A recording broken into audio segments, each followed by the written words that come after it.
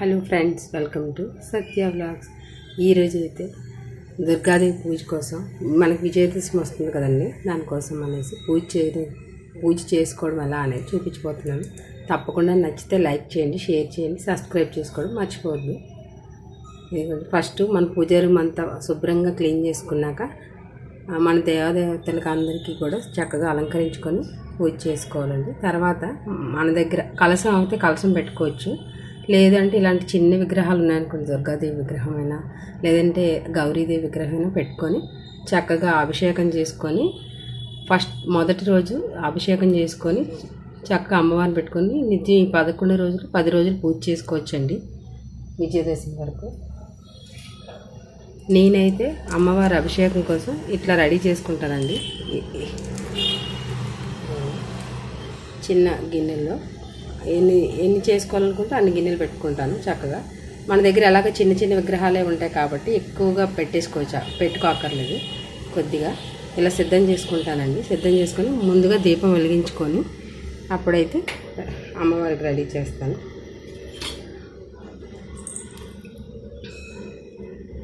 First అమ్మకి మనసులో తలుచుకొని అభిషేకాన్ని అయితే స్టార్ట్ చేస్తున్నానండి. ఓం దుర్గాయ నమః, శ్రీమాత్రే నమః అనైనా చేయొచ్చు. తల్లికి అభిషేకం చేసుకున్నాక ఇప్పుడు మంచినీరుతో కూడా చేసుకుంటున్నానండి. ఇందులో కొంచెం ఉంటే గంగాజలం కలుపుకోవచ్చు. అంతేనండి, సింపుల్గా చేసుకోవచ్చు అమ్మవారి పూజ, ఎక్కువగా చేయక్కర్లేదు. అలంకారం అనే ఏదైనా మనకి ఎంత చిన్న పూజా రూమ్ ఉన్నా సరే చక్కగా చేసుకోవచ్చు. ఇప్పుడు నా దగ్గర ఉన్న వెండిది తామర పువ్వులో కమలం పువ్వులో అమ్మవారిని పెట్టుకుంటున్నాను. ఇప్పుడు కొంచెం పసుపు కుంకుమ అమ్మవారికి పెట్టుకుంటాను. చిన్న విగ్రహం కదండి, మరీ ఎక్కువగా పెట్టక్కర్లేదు.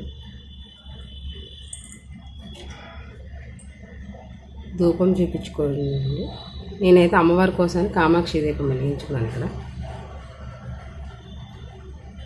మనకి ఎంత చిన్న పూజా రూమ్ ఉన్నా సరే మనం చేసుకోవాలి పూజ అనే సంకల్పం ఉంటే సర్దుకొనైనా చేసుకోవచ్చండి. ధూపం చూపించి అమ్మ ఈ విజయదశమి మా అందరికీ విజయాన్ని అందించాలని మనస్ఫూర్తిగా కోరుకుంటున్నానండి. అందరికీ మంచిగా విజయాన్ని అందించాలని, ఈ సంవత్సరం అందరికీ బాగుండాలని మనస్ఫూర్తిగా కోరుకుంటున్నాను. ఆ తల్లి అనుగ్రహం ఉంటుందని, అందరూ విజయాన్ని అందుకుంటారని కోరుకుంటున్నాను.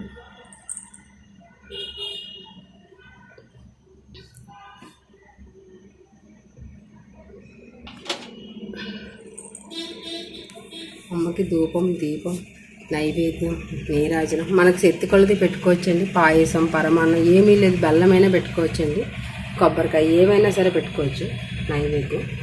తప్పకుండా చూడండి. చాలా కలసం కూడా పెట్టుకుంటారు కొంతమంది. కలసం మనకు ప్లేస్ ఉంటే పెట్టుకోవచ్చు, కొంచెం పెద్ద ప్లేస్ ఉండాలి కదా కలసానికి. అమ్మవారి కోసం ఇవ్వండి ఈ చిన్ని పసుపు కుంకుమ గిన్నెలో పెడుతున్నాను. ఈ 11 రోజులు ఉంటుంది అమ్మవారు చక్కగా. మనకి పాయసం చేసుకున్నాక మనం రోజుకో నైవేద్యం పెట్టుకోవచ్చు, లేదు అంటే పాలైనా పెట్టచ్చండి. ఏం పెట్టినా సరే అమ్మవారు అన్నీ స్వీకరిస్తుంది. ఏం పెట్టినా మనస్ఫూర్తిగా పెట్టాలంతే. పువ్వులు ఇవన్నీ ఎక్కువ ఏమి డెకరేషన్ కూడా చేయక్కర్లేదు. చూడండి. తర్వాత ఆ హారతితో నీరాజనం ఇచ్చి మనకి ఏవైనా ఉంటాయి కదా 108 నామాలు, దుర్గాదేవి అయినా గౌరీదేవి అయినా చదువుకోవచ్చు, లేదు శ్రీమాత్రే నమః అనైనా 11 సార్లైనా చెప్పుకోవచ్చండి, ఏం పర్వాలేదు.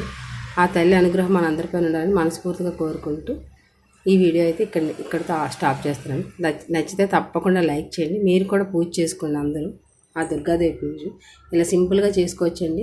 మన దగ్గర గౌరీదేవి విగ్రహం ఉన్న, అన్నపూర్ణాదేవి విగ్రహం ఉన్నా కూడా పెట్టుకొని చేసుకోవచ్చు, లేదు దుర్గాదేవి ఫోటో ఉన్నా కూడా పెట్టుకొని చేసుకోవచ్చండి. ఈ 11 రోజులు తప్పకుండా పూజ చేసుకోండి. అయితే లేదు ఏవో ఒక్కరోజైనా చేసుకోండి. నేనైతే ఇలా చేసుకుంటానండి సింపుల్గా.